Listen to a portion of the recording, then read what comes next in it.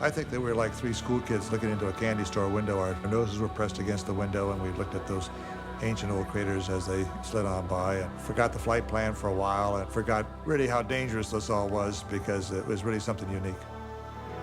They didn't know it, but they hadn't seen anything yet.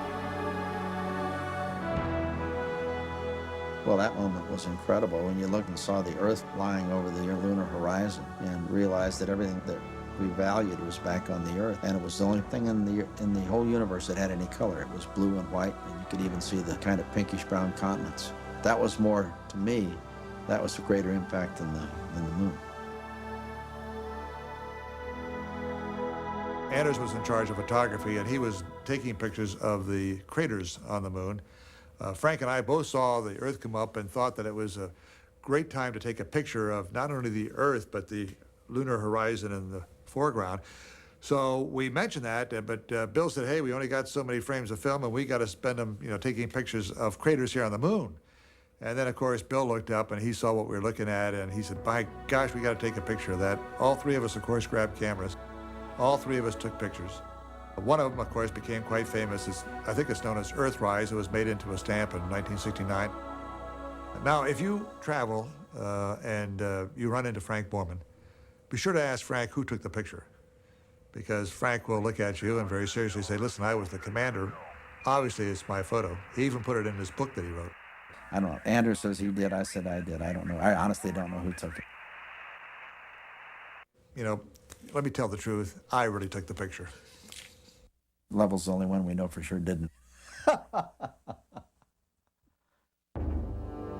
The pictures coming back from Apollo 8 made the whole world stop for a moment.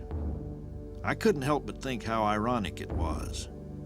At the moment of our greatest success in space, America was coming apart.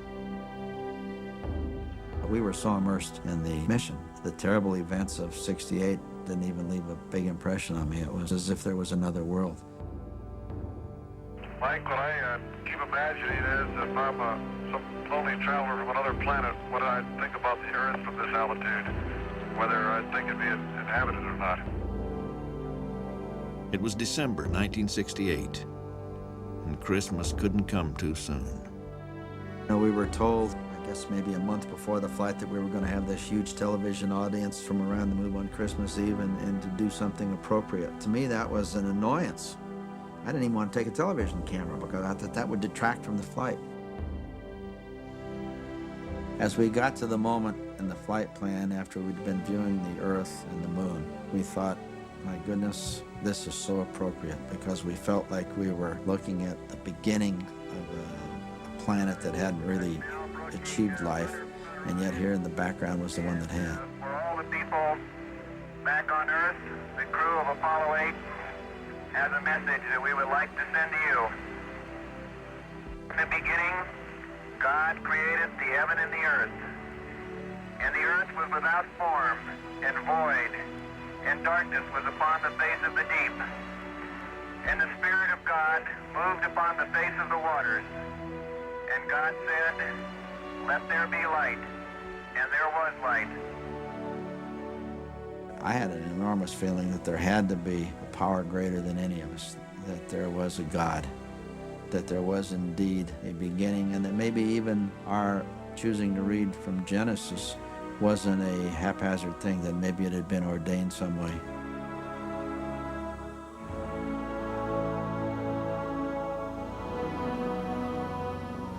And from the crew of Apollo 8, we close with good night, good luck, a Merry Christmas, and God bless all of you on the good earth.